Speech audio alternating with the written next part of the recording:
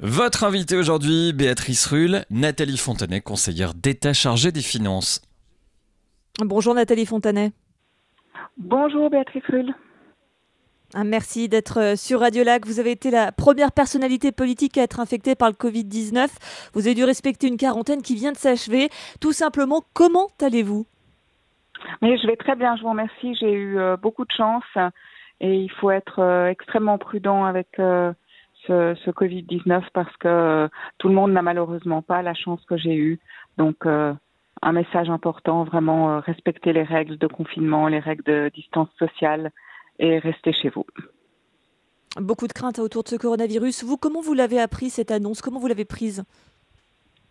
Écoutez, j'avais extrêmement peu de symptômes, des symptômes qui ne paraissaient pas correspondre à ce que j'en avais entendu. Donc, je l'ai appris avec surprise. Et puis, eh bien évidemment, je suis restée en quarantaine pendant un peu plus de 10 jours. Mais ce qu'il y a de très inquiétant, c'est que je ne savais pas que j'étais porteuse parce que je n'avais pas de symptômes forts. Et donc, pendant ce temps-là, j'étais susceptible de contaminer mon entourage. Et c'est ce qui vraiment est traître dans ce virus.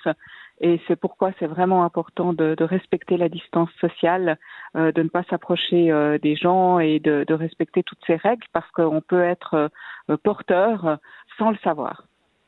Vous êtes maintenant en pleine forme et c'est aussi un message pour les gens qui nous écoutent. Oui, on peut contracter le coronavirus, mais surtout, et dans la majorité des cas, on en guérit.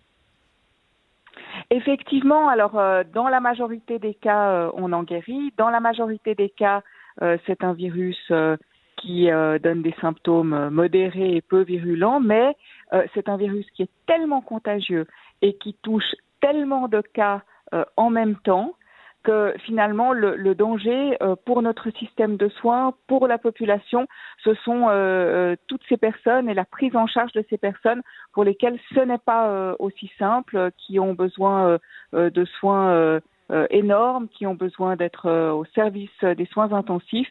Et c'est en particulier à toutes ces personnes-là qu'il faut penser, au personnel soignant aussi. Et c'est pour cela que c'est important de respecter toutes ces règles, de façon à ce que notre système de soins puisse encore prendre en charge toutes les personnes qui en ont besoin. Restons chez nous, c'est d'ailleurs ce que nous faisons, vous et moi. Et même avec le coronavirus, vous avez travaillé, vous avez mis sur pied avec le Conseil d'État des mesures complémentaires pour aider à la fois les entreprises et les particuliers. Alors par exemple, un délai pour les impôts cantonaux et communaux, plus toutes les dépenses qui avaient déjà été annoncées. Forcément, vous êtes la grande argentière. Est-ce que vous n'allez pas être désargenté prochainement ? En clair, comment le canton de Genève peut arriver à supporter ces dépenses supplémentaires ? Alors effectivement, c'est toute la question, mais c'est bien le rôle de l'État aussi, que d'être là pour protéger sa population lorsque celle-ci en a besoin. Nous traversons une crise sanitaire extrêmement importante qui a des conséquences économiques gigantesques. Donc il s'agit pour l'État à la fois de sortir des montants pour aider les personnes qui en ont besoin, et puis évidemment, eh bien, nous recevrons moins de revenus, parce que les personnes qui traversent aujourd'hui cette crise, eh bien, ne seront pas en mesure de payer autant d'impôts qu'elles en payaient manifestement jusqu'à présent. Donc, c'est tout l'enjeu d'arriver à se financer sur les marchés, d'arriver non seulement à financer les besoins de l'État, mais en particulier les besoins pour ces prestations à la population. Et la direction des finances de mon département, effectivement, est très attentive et s'assure que nous ayons en tout temps toute la trésorerie. Mais c'est compliqué. C'est compliqué parce que nous ne sommes pas la seule entité publique à faire appel au crédit en ce moment, et puis que le marché n'est pas sans fond. Est-ce que ça veut dire aussi que cette crise du coronavirus annonce de nombreuses années de vaches maigres à Genève ? Écoutez, on était déjà avec différentes réformes qui impliquaient, vous vous en souvenez, déjà un budget extrêmement déficitaire pour 2020. Nous avons, je vous le rappelle, un budget déficitaire de 600 millions. C'est clair que cette crise aura des conséquences, mais maintenant, je pense qu'il faut aussi essayer d'être optimiste, comme l'a défendu l'invité sur vos ondes il y a quelques instants, à savoir que nous allons nous en sortir. Il faut simplement accompagner les personnes, il faut accompagner les indépendants, il faut accompagner l'économie pour qu'elle soit là pour redémarrer dès que possible, dès que nous aurons traversé cette crise sanitaire, et puis qu'on puisse encore avoir des emplois, qu'on puisse encore avoir des revenus.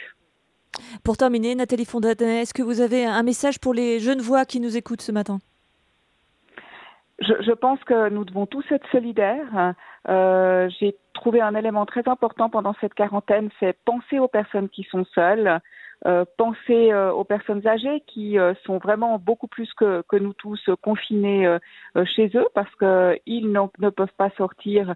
C'est vraiment dangereux pour eux ce virus. Et puis que nous restions tous avec l'espoir que cela s'arrange vite, que nous respections toutes les règles et en particulier ce week-end lorsqu'il va faire beau, qu'on évite de se regrouper et qu'on évite de se transmettre ce virus. Restons chez nous, on ne le dira jamais assez. Merci beaucoup Nathalie Fontanet, conseillère d'État chargée des Finances. Merci d'avoir été sur Radio Lac. Merci à vous, très bonne journée et bon courage à tous.